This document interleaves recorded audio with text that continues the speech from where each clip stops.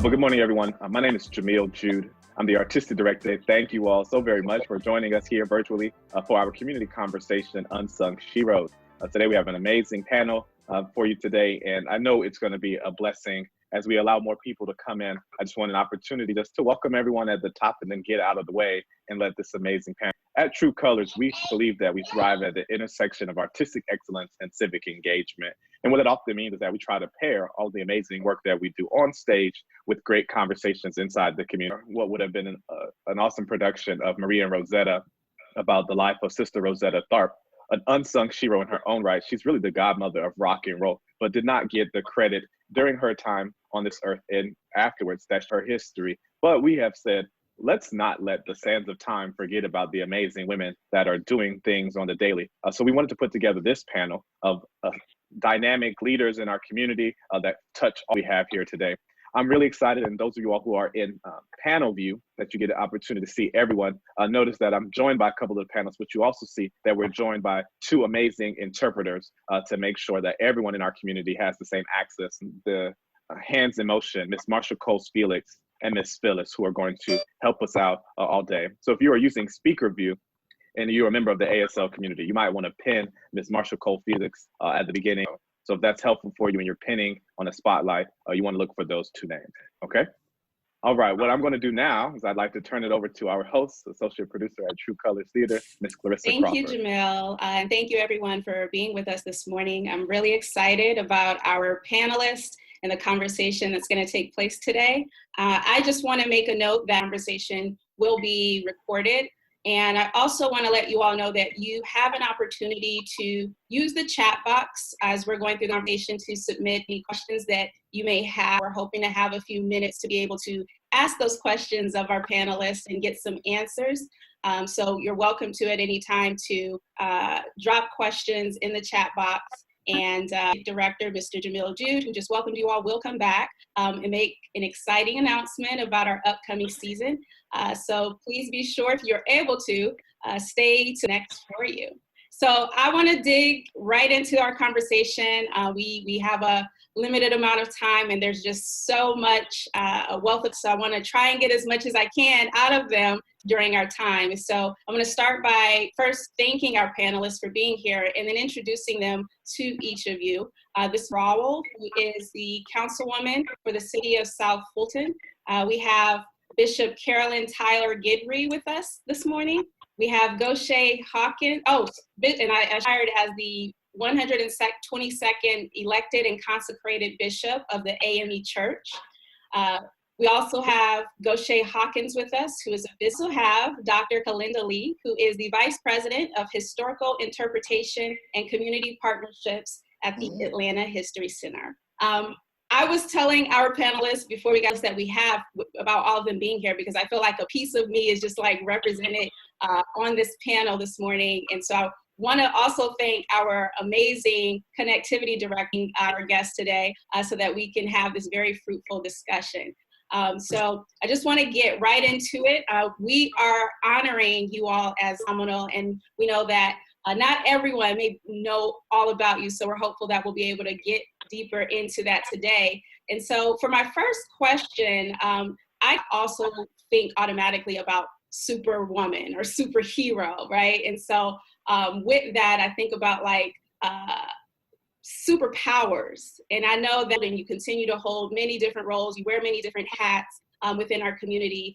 And so I wanted to know, as our first question, what would you each say is your sit in knowing, like, what is the environment or circumstance where that naturally comes out the most, right? So like, when is it that you're leaning into that superpower and like putting on your cape most often? If you don't mind with Councilwoman Rawell answering that, because our people have elected you to be like the voice for us, to be on the front line shaping policy. So what would you say is your superpower? I would say my superpower is basically faith.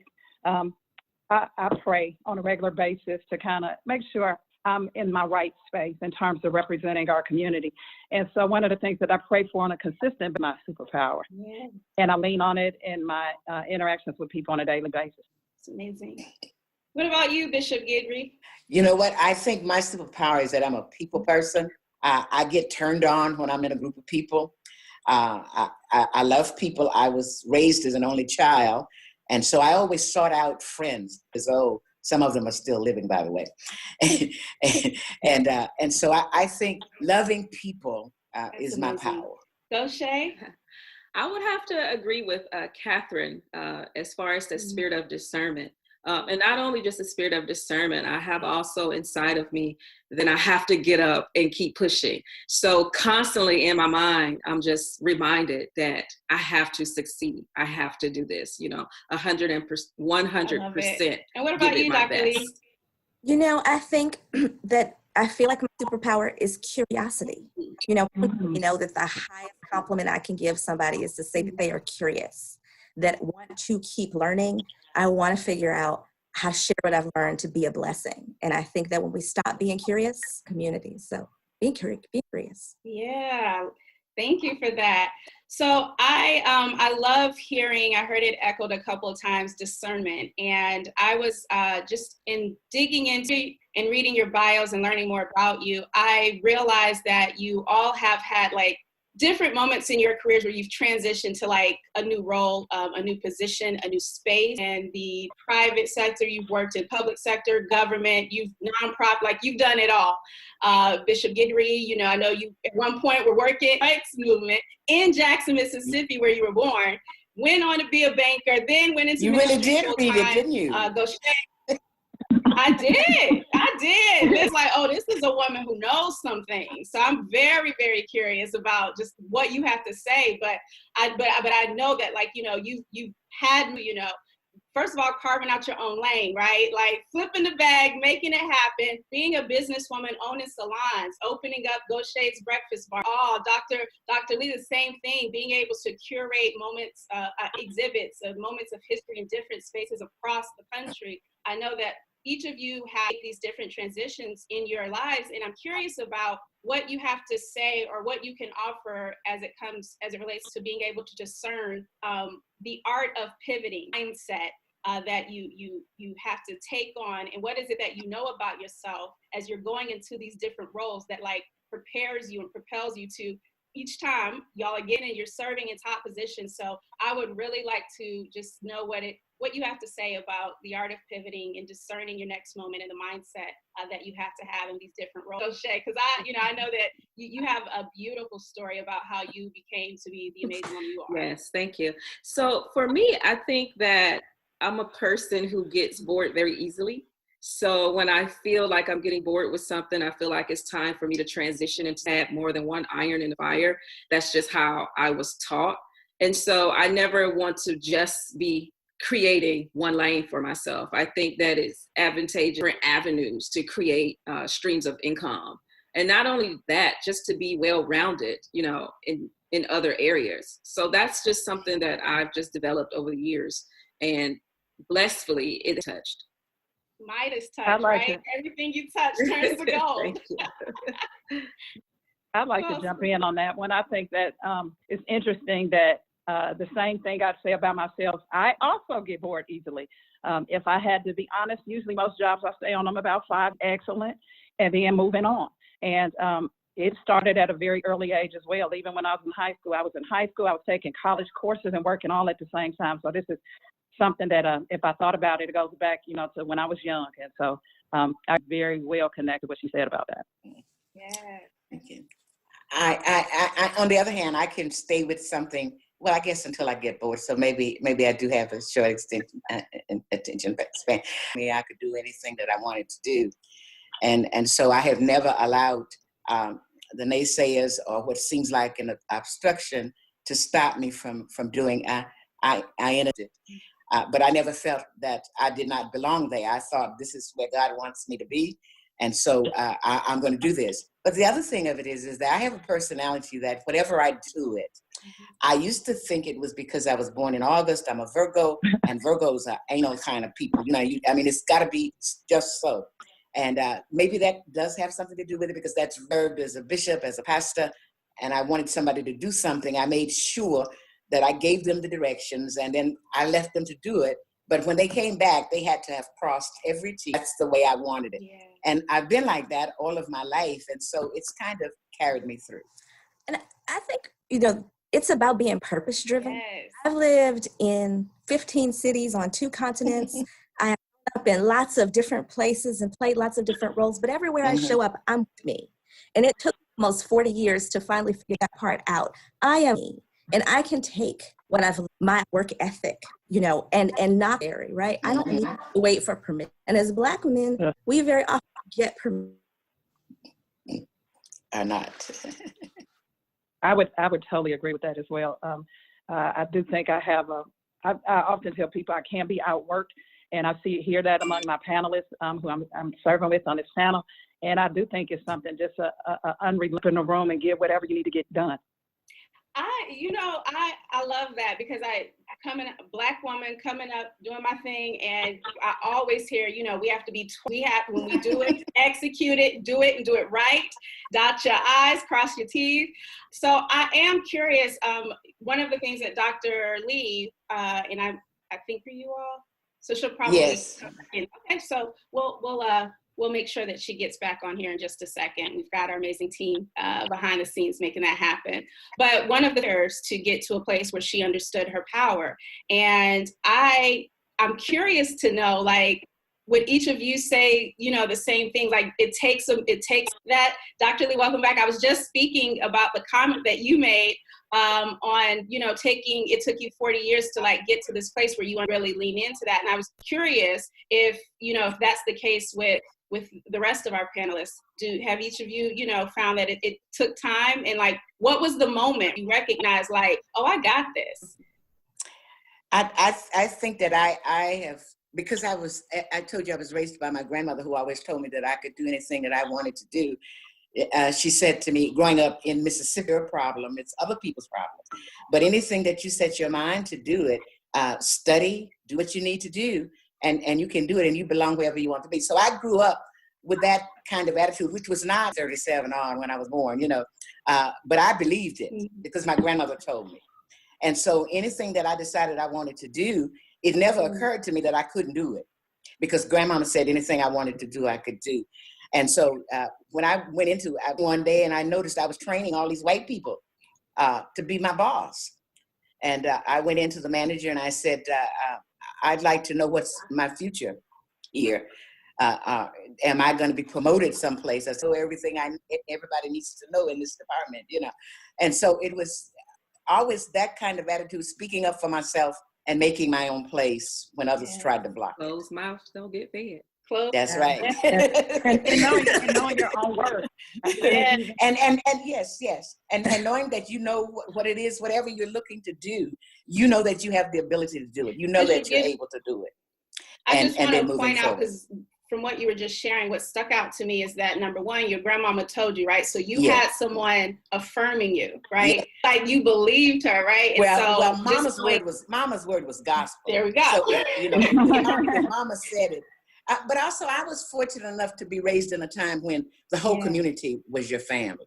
And all of the little ladies in our church, missionaries, they would meet once a month and have tea at one house or another.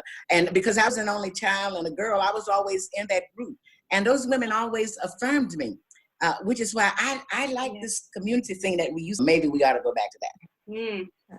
Let's go back to that. I think, go ahead. I was going to say, I think what you say about affirmation is so key. And I think it's something as women, we need to make a conscious effort to support and uplift other women. I know I'm 12 young professional women that I connect with, and I try to see positivity in them and, coach them about choices and, trying to think through those critical decisions. People have done it for me, and I try to return each other in that way. Yes. What I was going to say is I could not agree more. I think that when we think about community and how we build community and those affirmations, it is everything. My sister friends hold me up, and they always, I can't say that all days are as good as others for me. There are times when I have doubted myself. There are times when I continue to doubt myself. And to have those actions routinely is more thing. And also to know that I have a responsibility to prove. Exactly. We got to help each other to get there. There is room for all of us, and not believing the lie that there's not room enough for all of us is critical to that. Room for all. We're part of making that. Can I share a story about that? Absolutely. Well, see, I'm older than the rest of y'all, so I got a lot of stories. Okay. We want to hear. But Yeah, when I entered ministry, I was the only woman in my conference. And if you're AME, you know what I'm talking about. When we get off, I'll explain it to you if you want to know. Okay. But I was the first woman to be ordained an itinerant elder. And so I began to advocate for the younger women who would come, never have women on it. And I'd see the program and I'd always say, hey, we need to have a woman on that. And they say, okay, you're on it. Well, in the beginning, it was fine because I was the only woman. But then the younger women started where they would say, okay, we'll put you on. And I said, no, I don't need to do that. But get Mary over here, or Sue over here, or Jane over here, and put her on it. She can do this, you know. And that's how we advocate for each other. It's not about my wings and block everybody else from coming in, but I'm going to make a way. That's And right. so now, 50 years later, I am mentor to most of the young women ministers in our denomination because that I will help them and not just try to make a way for myself. And that's And I important. also wanted to comment on how your words, what you speak, is extremely powerful, like the energy in your words. And so for myself, I try to be very conscious of the things that I want to achieve by whatever I put out is what I receive. So I think that's very important when you're trying to achieve certain goals, you know. So Absolutely. And I know, Goshen, you have foundation where you pour back into our younger generation, and I'm sure also share the importance of that as well. And I know as an offer to those who are coming up behind you who have questions and want to know how you've gotten to where it is that you've gotten. And I just wanted to know if you could share a few of those tips. Yeah, absolutely. If you don't mind. Some of those key things in the book were basically, you know, 101 tips to being a boss. And basically those things are pretty much, you know, never giving up. You want, you know, always putting 110% in it, and just, you know, be careful again about the words that you speak, because those words so just make sure you're always thinking from a positive standpoint. Absolutely. And I wanted to, thinking about, you know, the importance of mindset and making sure that you're coming from a place of power, into talking about fear. And Bishop Guidry, you know, you just said it. You've been doing this for a minute, so you got a lot of stories. And I know right now we are in a time about death of Black and brown bodies as a result of like the pandemic. And then also state-sanctioned violence. And I know that you are a mother to 5, you know, back in, was it 1964, where your 10-year-old son was arrested while you all were in the middle of some demonstrations. And so I had heard you, when you were speaking about that event, mentioned during that time was meant to be intimidation, was part of, you know, using intimidation tactics, right, for people in our community. And there was a time where we were scared, but during that moment, we were really rising up. And so I wanted to ask you to speak to what you know about fear and understanding it then and understanding it now, and the mindset around what we have to have, where our mind needs to be. Yeah, well, actually, it was 2 years before 1960. He was 8 years old. Okay, he was 8. And we were still in Mississippi. We moved to California in '64. But at the height of the civil rights movement, Medgar Evers was leading the fight just before he was killed, but demonstrating outside the building where we were meeting. Core and Snake were leading those younger ones, you know. And so the police arrested the young people, many of them, and the parents could come and get them later, but that was to make them afraid to demonstrate. But I raised 5 sons in Mississippi and California, afraid that something would happen to them. They would be arrested, they would be stopped. My oldest son was arrested twice, once when he was 8 and another one when he was an adult, because he was demonstrating, not because he stole anything, but because he was. But I raised my sons with the fear that something would happen to them like happened to Aubrey the other day. I would say to them, if somebody stops you, don't fight, just do what they say, and we will take care of it later. I have 6 grandsons that I've had to tell the same thing to, so I'm afraid for them. And now the oldest one is 25, great grand, and I still have to tell him to be careful and to watch where he is and what he's doing. So Black mothers, particularly Black folk, live with this fear all of our lives. And it's gotten to the point where I'm sick and tired, as Fannie Lou said, of being sick and tired. I'm tired of having to tell my sons to be careful when I know that they are good people. They're not crooks. They're not They're not out to steal children, even down to my grands, my oldest great grand, are college educated people with good jobs and careers and that kind of thing. And so aid for them to go out because of the color of their skin. So yes, the fear is there for my children, for your children, for my neighbors' children. And now I'm frustrated because I'm older, my health is not good. I can't fight like I used to, but I'm ready to fight. Does anyone else want to comment about fear and just, the mindset that you have to, because we move forward, right? Yes. In spite of it. And so, Councilwoman Raw. I mean, I think she hit on, her words were so powerful. I was just thinking about it, but fear is something that we encounter every day in our walks of life. One thing I will say, when we're dealing with COVID-19 and so much uncertainty about this disease and, how it's transmitted. One of the things that I heard one of the panelists talk about earlier, which I agree with, and I've talked about it, I love. So I do think it's power in putting things in the universe, but we still have to move right. I'm in a position where I have to be out in community right now in our city. We've been feeding families and families in need.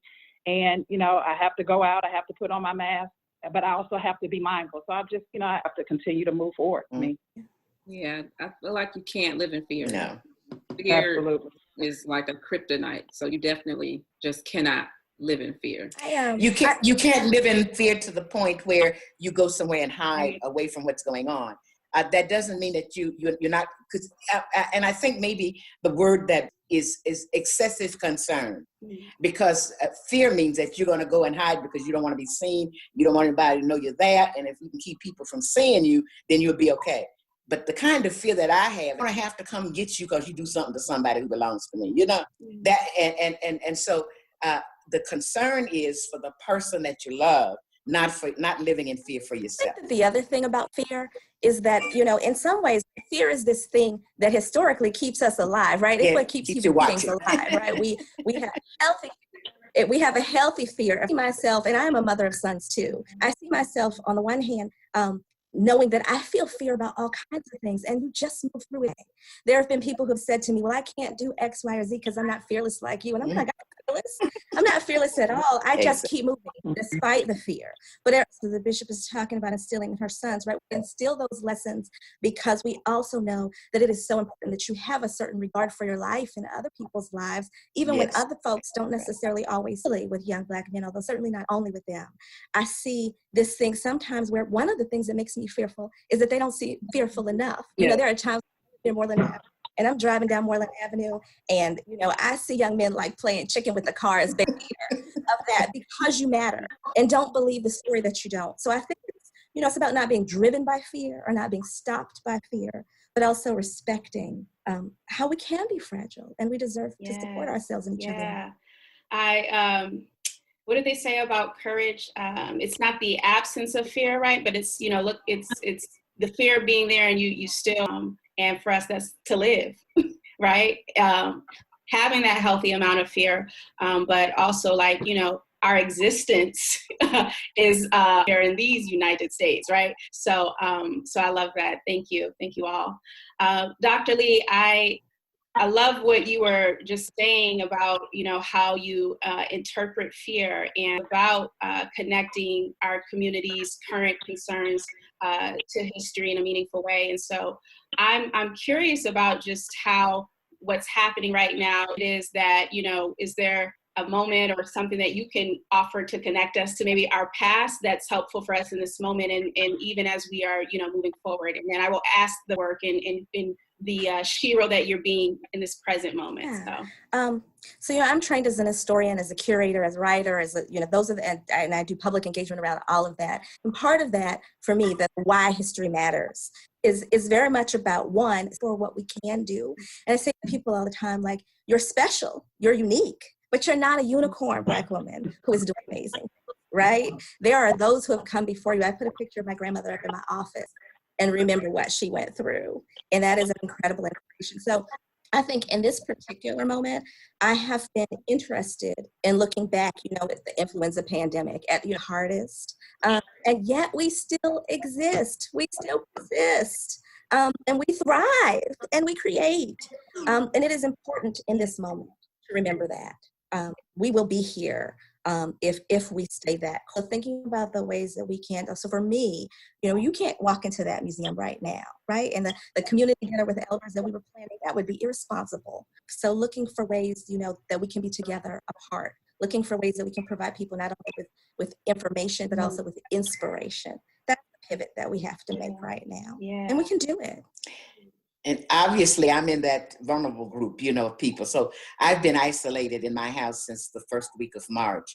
And I have not been pulling my hair out. My daughter is here and she's my warden. So she makes sure I don't come close to anybody or anything like that. And that's fine. But one of the things that I found that I can do, I have lots of friends who are not pastors around the church. So I made it my business to call 2 or 3 people every other day or so, just to say how are you, and I'm praying for you, and to have prayer with them.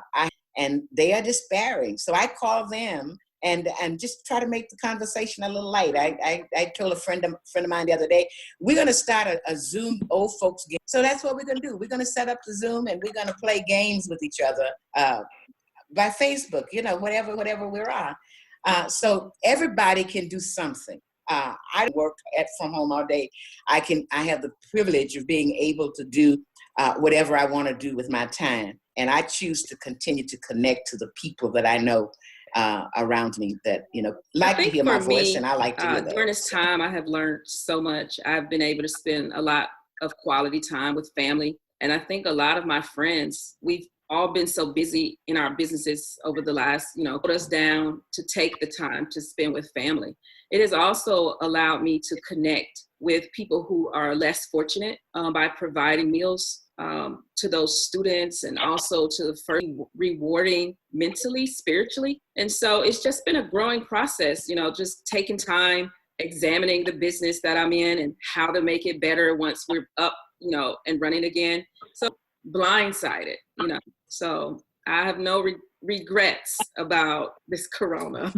I can't wait to get to your breakfast bar, though. I'll be glad to have you. You guys have to come over. We can have our panel there at Goshen's Breakfast Bar. Are you doing takeout right now? We're doing dine-in and takeout. Dine-in and takeout right now. We're being very cautious every other table. Councilwoman Roberts? I would say that, I try to find the good in anything. And although we are, navigating this pandemic, what I will say is that, God has a way of helping us focus on what's important. And I've had some things that they put off and they're taking on now, spending more quality time with their kids. I think there's a whole lot of parents now who have greater appreciation for educators and teachers as they have to work with the children at home. I can even tell you, even when I go online and worship on Sunday, I see more people logging in than ever before. And so I think this time has caused us to, and we'll create new norms out of it. I mean, on a lighter note, I'm connecting with my girlfriends who, it's a group of 4 of us. We hold each other down. We have our Friday virtual happy hours every Friday, and we get on Zoom or Facebook Live and just talk and kind of get through this time. And then I also am a people person. So, 2 days a week we're out, like I said, feeding in a community. It's important. It kind of keeps me grounded. And then when I'm getting cabin fever, I just get in my car. Just go for you don't have to get out of your car. And I've been doing a lot of reading. So those are some things that I've been doing. Your hair is growing, Catherine. I love that you were just naming some of the things that you've been doing that you're enjoying during this time, because the next question I was going to ask each of you, cultivating for yourselves to cultivate joy. What are the rituals to cultivate joy that each of you are doing? So Councilwoman Raul, we just heard you say you do your happy hours, get out, still serving, still for the people. So what are some of those other things that each of you are doing to cultivate joy? I think for me, it's all about family. I've been spending a lot of time with my family, like grandkids, cooking more at home. I mean, since the restaurant has been open, I just think that's what brings family together. And so it's been very, enjoyable. So I'll miss that the most once we get up and running. Well, I cook at home for my daughter and me, but not a lot. But since we've been isolated, I'm doing baking. I bake, my special. Business mention. I want to put in an order. Yeah, but I bake sweet potato pies and that I put in it. I bake cakes. My son's favorite is German chocolate. The other son likes red velvet. Now he's a vegan, so I make vegan red velvet. So when I have something, in my freezer, so when people come by and distance visit me, I set out a pie or some sliced cake on the porch, and they can pick it up as they go by, But listen, bored and they're crying about not being able to get out and go see their family. My children who live nearby come and distance visit. They stand in the driveway. I sit on the porch with our mask on, and we talk to each woman. When I really get bored, I got a little car with a sunroof. I get in as the sun is shining. I let the sunroof back, and I drive all around the lakes of Cedar Grove and down to Union City and what other folk are doing, and then come back and tell my daughter, people don't believe fat meat is greasy. They still don't put the mask on. That's right. They don't. I would echo all the other ladies in terms of certainly the family time, remembering what's important. But I think that there's something about intentionality in that part too, right? So really rush back to the old normal and remind myself of that as a part of my mental health regime, right? Like this is a good thing, this part of things. This is an important silver lining. And so connecting is a part of that too. But the other part of that is that is right about self-care and taking care of other folks. And so the other part of the cooking for me has to be, just getting out every day and taking a walk. I've been walking like I'm not doing that right now. And so caring for myself and understanding how caring for myself is also part of caring for the community, caring for my family, because if I'm broke down, I can't do anything for anybody else. And I would say the other thing I wanted to add is that this is really a time that we can fill our minds and fill. So when I was reached out to about being on this panel, the first thing I said to from True Colors is I said, my kid found a soundie that he fell in love with, and so being able to kind of go back to that story and even remember who she was and what she did when nobody was taking away for herself and Marie Knight, like all of that filling my mind and my heart with that information. That is something that in my day-to-day transactional life, I often just don't make time for, and we need to make time for that. We have a couple of questions that are coming in, but I wanted to, before I go to the audience's questions, I wanted to ask of the Sheroes in your lives and just offer an opportunity for you to lift their names up in this space right now. And so I'm curious, in Sheroes that you see coming up behind you that you may want to name. And so wanted to give you an opportunity to lift up some names in this space. Well, since everybody else is quiet, they're deferring to the old lady. But as you can tell, the greatest Shero in my life is Pauline Cole Johnson, a washerwoman, a housekeeper for white people, who went out every day and did what she had to do, and then came home and cooked the greatest meals for her family, and who taught her granddaughter that she was an important person. Other, Mary Catherine Wheaton Phillips, who had me when she was 17 out of wedlock. People said she'd never be nothing, and said I'd never be nothing because she wasn't. They thought the woman who wanted me to be everything that she thought she was not. But she was honest and hardworking, and she lived above what people thought of her. And that for me was a lesson. So my two Sheroes. People that I admire now are all of you young women who are carrying other young women behind you. You are my heroes. I jump in. I would say my grandmother too. I was fortunate to be able to live a couple of doors down from my grandmother growing up, and she was amazing. I was with her every day. And so Estelle Foster, and I'm named Dane. I would also say my mother, Donna Marie Nichols King, just a career public servant. And I think a lot of that comes from her in terms of the kind of path I've taken. She's worked, in the Department of Defense, the Veterans Administration, and EEOC. Very outspoken, always giving. I'd say just some of my closest girlfriends who just always have been supportive, spoken positivity in my life. I couldn't do what I do without them and their words of encouragement. And it's so many women that I admire. And like the Bishop said, stories we shared today. So I get my inspiration for a lot of places as well. I agree. I have a small circle of friends who we bounce back and forth on as far as things that we would like to do as far as being creative with our careers and things like that. And, yeah, that's pretty much it for me. Just my friends, for the most part. And yeah, just being supportive.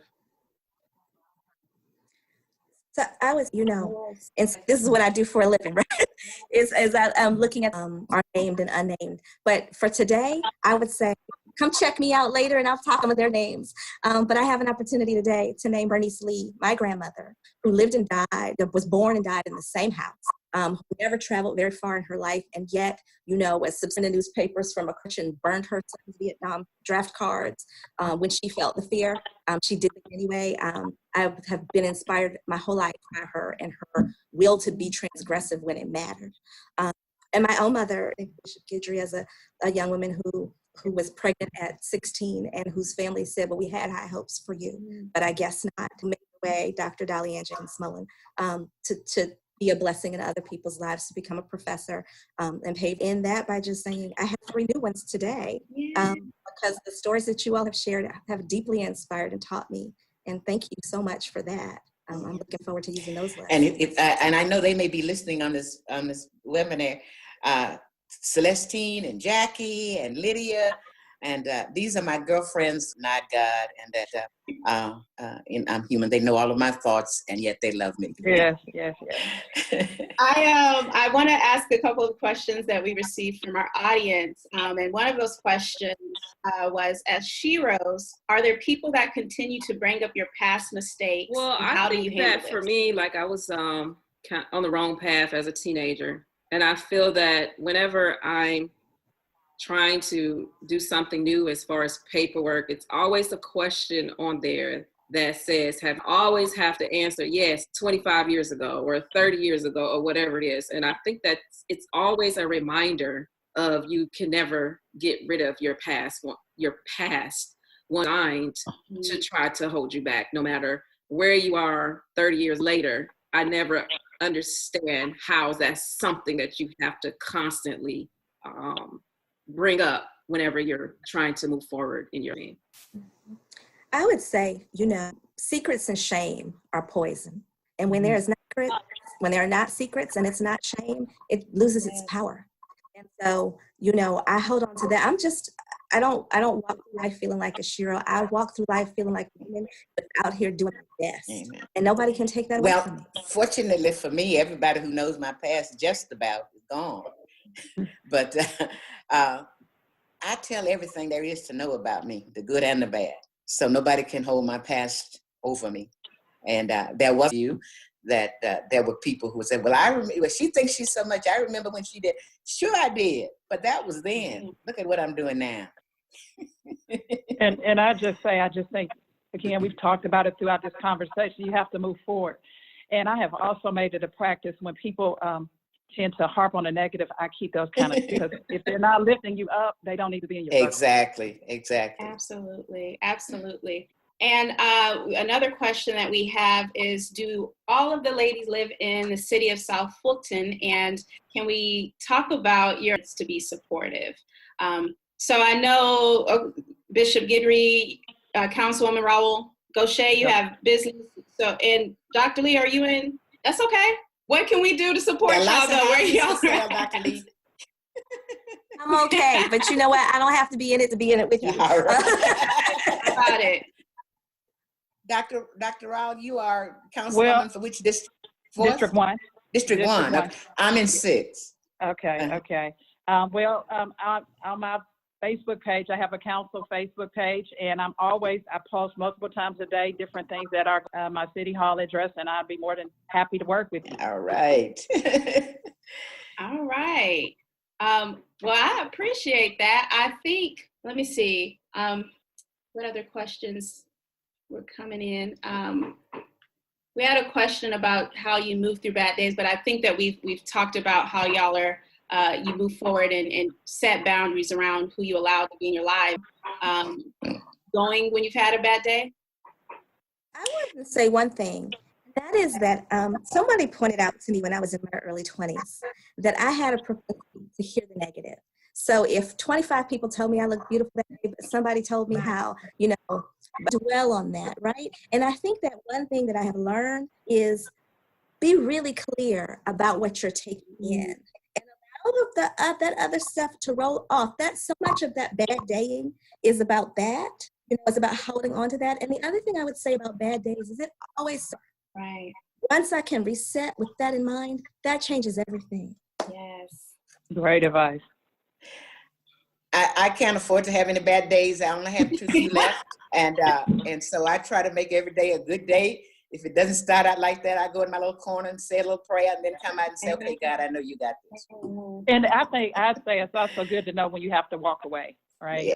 Sometimes we have to set pause. Sometimes we know that the situation can be overwhelming. It's okay to step away. And sometimes we need to do that to get a clear perspective of how crazy in the world. Sometimes we have to go retreat. So if you're having a bad day, the best thing to understand for yourself is that it shall pass too. So, just basically not harping on it and not feeding the energy, and just really understanding you've been through worse and you've gotten past it. And so this too. So I want to know from each of you, and I know Dr. Lee said that, you don't walk around thinking that you're a Shero, but we're gonna have you on that today. I want to know, Anthem, like what song is, the soundtrack to how you make things happen. So I want to know what the anthem is, and then I want to know if there is a quote or a word that helps you to continue to move and make it happen. So anthem and quote. My anthem: I trust in God, wherever I may be, on the land or on the rolling sea. I trust in God. And what was the other part of that question? Mm-hmm. That's through Christ who strengthens me. Yes. So mine is Marvin Sapp, Never Would Have Made It. I love that song and I think about it all the time. And my thing is never give up, and you don't win unless you try. My anthem, to be honest, is probably a song you all won't know, but I'm going to share it anyway. My husband is a composer and wrote a song for me a long time ago called Que Linda, which is a play on my name, and it means how pretty. And it's lyrical, and it's uplifting, and it's also somber, and that is my anthem. The quote that I find myself thinking over and over again, good days, challenging days, is there's a poem by Alice Walker, and it's called "The Nature of This Flower is to Bloom."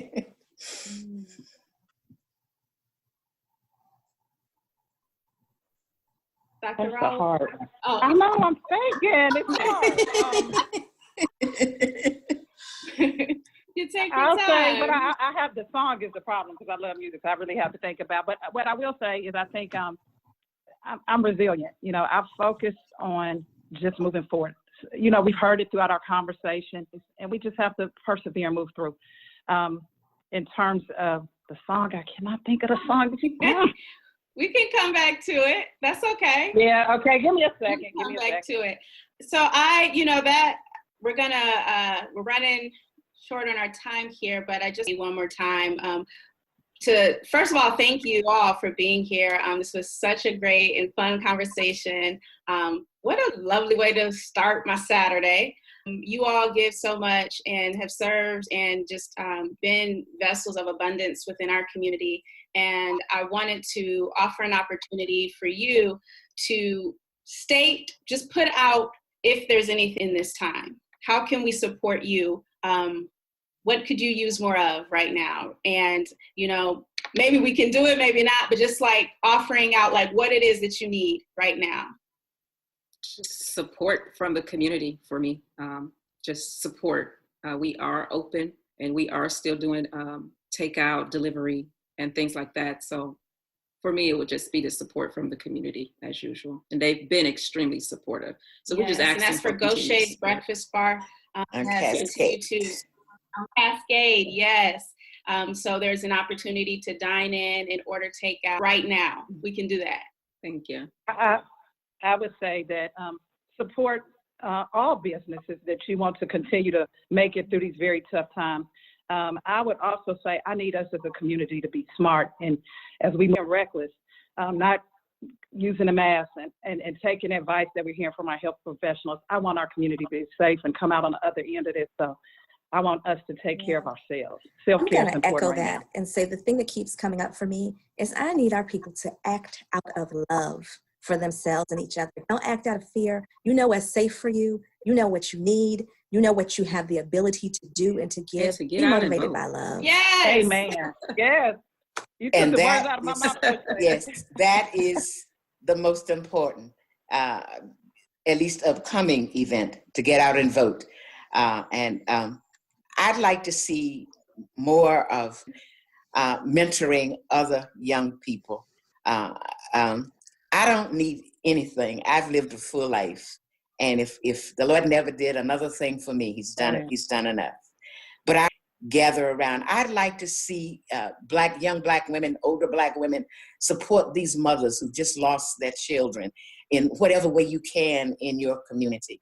I'd like, well, I'm not voting, my vote doesn't count, because we know that people have won elections by 1-2 votes. So I have 3 things in my life that I'm really, really passionate to share with Jesus Christ. And the second thing I'm passionate about, my family. And by the way, I have a 12-year-old great-granddaughter who has a birthday today. So say happy birthday tomorrow. Third thing that I'm passionate about is voting. And when Black people tell me they don't vote, I'm ready to slap them. Yeah. But let's vote. We can make a difference if we vote. If not, then you're allowing some. Yes, you are. The government tells you what day of the week you can put your trash can out and what side of the street to put it out on. That's political. So everything we do has some political tinge to it. Yeah. You can tell I have a passion for that. Yeah. And please complete the census. Yes. Our numbers are not where they need to be. Yes. We leave money on the table coming to our the community. Census, right. We need everybody to complete. And it's so simple. It takes 10 minutes. You can go online or you can call in. There's no excuse. I did mine because I want them to make sure that they spend all the money they need to spend for my neighborhood. Yes, all of those things. When I say love, love is a verb. It's not just something you feel in your heart. Amen. Amen. Absolutely. Well, thank you all so much. This has been such a beautiful conversation. I'm so grateful to have been able to just hold this space and ask you all these questions. And I hope that our audience was also able to take away, I know that they were able to take away so many gems. I want to note that that's on Monday. Correct. Monday, right? Yes. And again, complete the census. Yes. So thank you all for your words. Thank you for just holding space with us today. We appreciate you. We love you. We are happy to support you. And I am going to now turn it over to our artistic Jude. Melissa, before you do that, can I just say thank you to you and Brando and Jamil for hosting us and making us look so good in here. Absolutely. Thank you. Well, I just wanted to echo Clarissa and to say thank you all so very, very much. It was an amazing way to spend our Saturday listening to this amazing panel. You all truly are our griots, our amazing storytellers. Thank you for holding our stories. Thank you for being willing and brave. Thought about what this She Griot season could look like. We really looked forward to this panel because we knew you guys would bring the heat. We knew that you all would be the ones taking your knowledge and sharing it to the next generation. And that's all of what theater is about. This is why we gather. And when we walk back out into the world, we are all bolder and we can walk with our backs straighter, our heads up, and walk more proud into the next world. So just thank you all for just the magic that you shared with us. You really are the magic in these, because we can't do it without you. We'd just be screaming out into the void had it not been for you all saying yes and joining us here on Saturday. So we really want to thank you for making this possible. You know that I wouldn't be doing my part as artistic director and steward of this company if I be. So in this moment where we're going to ask people, if this was church, we'd start singing, and this is the offertory appeal, and to let you know that, You want me to take up the offering? There it is. We got the True Colors. Right now, we are a part of City of Atlanta's Power to Give moment. So any dollar that you give to True Colors will be doubled until June 28th. So visit our website, truecolorstheater.org. Find us on that Power to Give, and we really, really appreciate it. I want to take, with the time left, I want to introduce you all know that this is the thing that I get excited by, is to put together programming to keep the work of the organization going. And in 2020, 2021, True Colors are going to celebrate joy and navigate the pain of what it means to be called joy and pain. So this past season was the She Griots, and next season will be celebrating joy and pain. And of course, we all know, frankly, Beverly and Mays taught us a long time ago that yes, there's some sunshine, but there's also joy to be found in the rain. So with this season, we want to at the ready at all times. We know that being Black means that we take sometimes the bad things in America in our lives and we make them shine, right? We can find joy like in a second line parade at a funeral. But also we know that at times of immense joy can immediately racist vitriol. You can be hanging out at a restaurant. We can be at Gaucher's Breakfast Bar, and some white people there think we might be too loud, and then that can immediately sour our moment. So we're going to explore all of those things. But we also are going to return back to what I know you've seen those laughing and crying masks in the Greek theater world. They call them sock and buskin, and they are represent the tragedy and comedy. But I'm a firm believer that theater has its roots in Africa. So we know that storytelling started with us. So the fact that our diasporic tradition and comedy in 2021, True Colors is going to return to our roots. I want to say that we're going to finish up our She Griot season whenever we're able to gather again. So for those of you all who are looking for Maria and Rosetta, know that we have not scrapped Maria and Rosetta. It is safe for us to return, and know that we are working on several different scenarios to try to bring you that show in the safest way possible. So before we kick off fully with any of the plays in our 2021 season, know that we will complete Maria and Rosetta, and we will close out our She Griot season with that production. But a lab, thanks to some charitable gifts from MailChimp and the Doris Duke Foundation, True Colors is really, really happy to announce that we're going to launch what we're calling our New Play Lab. The New Play Lab is in an attempt to fill a void in the American theater where writers of color, specifically Black writers, are having to get their works developed in premiere. Oftentimes what I'm hearing from writers is that they're feeling that their work isn't as valued, hasn't had a chance to flourish because of all the navigations that they have to make in order to get that work on stage. Well, what True Colors is looking to eventually world premiere new plays written by playwrights from the African diaspora. With this season, knowing that we're going to have to continue to look at things in a digital and virtual space, we're going to commission writers to create digital and theatrical virtual moments that we're going to transmit virtually to you all as well. But we're also going to be working with writers who have established scripts and maybe commission some new plays so that when we are back and we are able to gather in the future, that we have new shows. So once again, just shout out to MailChimp. Thanks the way the American theater works with and receives new stories by Black writers. So again, virtual workshops in the fall. We're also going to commission writers to create works of art meant for this digital time, okay? So thank you all for that. Now, when we get back, again, after Maria and Rosetta, the show that we're going to hold on to for the 2020 named Rachel Lynette is called Good Bad People. Good Bad People will be the world premiere, and we're really excited to world premiere this new play. Here's the synopsis. When June returns home in an attempt to make amends with her family after her brother Amiri is shot and killed by the police, her family refuses, forced into the spotlight, and must decide which is important, making amends with her family or seeking justice for her brother. You know, we've been sitting on this play for a while, and it feels like with the murders of Breonna Taylor and with Ahmaud Arbery, it is high time for a theater like us to address what happens when Arbery out, but also how we must try to move forward. With this play, we're going to explore the intersection of race, class, and justice. What does it mean for all of us to want to try to keep ourselves safe? And I heard Bishop Guidry talk about having race and things like that, but we recognize that no matter what we may try to do to keep ourselves safe, that danger is always present. Well, this play will kind of explore how a family tries to grapple with the failings of respectability politics and the failings of safety may unravel and what we have to do with that. So we're really excited to be partnering with several organizations in our community who are advocating for justice, who are advocating to keep our community safe.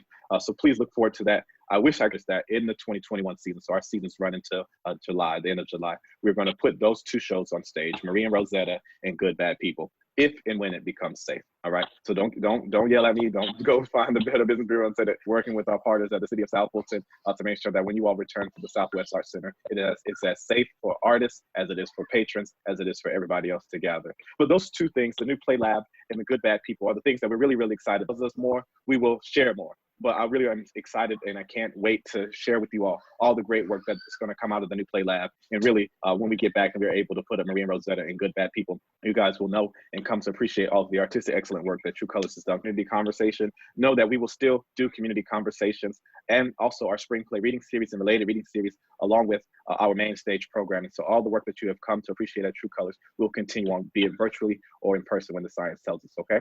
So I'm so excited, been so great.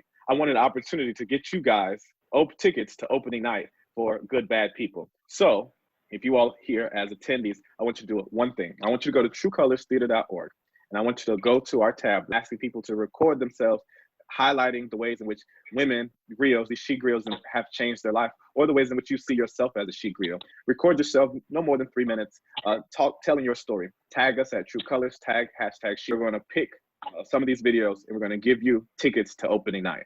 So do your thing, truecolorstheater.org. You know the website. Film yourself. Give us your best She Griots challenge. to enter to win 2 tickets to opening night to Good Bad People. I don't want to go over because you guys have already been so great to us. The only thing that I wanted to mention that I think that I failed to mention, which was the thing that I was really excited by, because I remember being a young director waiting for my first opportunity. Atlanta-based director Ibi Owolabi is going. We talk about being a home for Black artists, both nationally and locally. And Ibi Owolabi she's put in her dues, guys. She has done it as an intern at companies around the area, working as an assistant director for us, as a dialect coach for us. And we're really excited that playwright, directed by a young Black woman in a play with all women on stage. This is what True Colors wants to be. We want to be a home for the next generation and the current generations of Black artists, and we're going to achieve that with Good Bad People. So you all, thank you to amazing panelists. Thank you to Hands in Motion for helping us make this event as accessible as it is. Thank you all for your continued support of True Colors. I say all the time, I love my job, and it's because I get to bring art and match it with your constant support. Please don't forget, as you go out the windows, leave your offering in the virtual basket. That is Howard to give, so that we can double and we can make sure that when we come back, that True Colors is stronger as ever. When we come out of this COVID-19 moment, actually, I feel your love. I feel the spirit coming from these panelists. I wrote down my notes, and I'm just glad I was on mute, because I was over here amening and yesing and getting excited with you all as you shared your stories. Clarissa, is there anything else I need to say, or are we able to just, I think we can send everyone off. I do want to point out that we have the link for She Griots dropped in the chat box for everyone, along with the link for where they can give for the power. Some of our audience was just interested in how they can reach out to each of our panelists. So I know that there were emails that were shared, but is there any contact or where we can find you online, social media platforms, anything? Catherine at D. Wayne. I'm on Instagram, Facebook, and Twitter. Gaucher's Breakfast Bar, and that's all social media, and by email, gauchersbreakfastbar@gmail.com, and that's GOCHAS. Bishop, you're on mute. Let me I can't unmute you. Thank you. I'm sorry. I'm on Facebook, Bishop Carolyn Tyler Guidry. But I have an email address, girlbishop122. Girlbishop122 at AOL.com. And you can find me through the Atlanta History Center website. I'm also on Instagram at Dr. Lindley. And Ms. Marsha Coles Felix, how can people learn more about Hands in Motion and get you all to make sure that their events are as accessible as possible? Well, I don't have a internet deal, but you can definitely reach us at Hands in Motions at yahoo.com. You can find us there, and we can definitely accommodate you. Thank you very much. Thank you all. Yeah, thank you guys just again so very, very much. We've been putting that contact information in the chat box window, so please check that out. Know that if you have friends and you're going to go and you're going to talk about it, say, man, you know what, I just buy some amazing stories, and they're going to be sad that they didn't get a chance to check it out. But know that we are going to archive this conversation, and we're going to put it on truecolorstheater.org. So as you're sending them and telling them where they could donate, you can also send them where this link is. So thank you guys again so very much. We look forward to these. Thank you all. Have an amazing Saturday. Appreciate love on the She Griots in your life, and we look forward to celebrating joy and pain with you all very, very soon. Thank you. And be safe. Yes.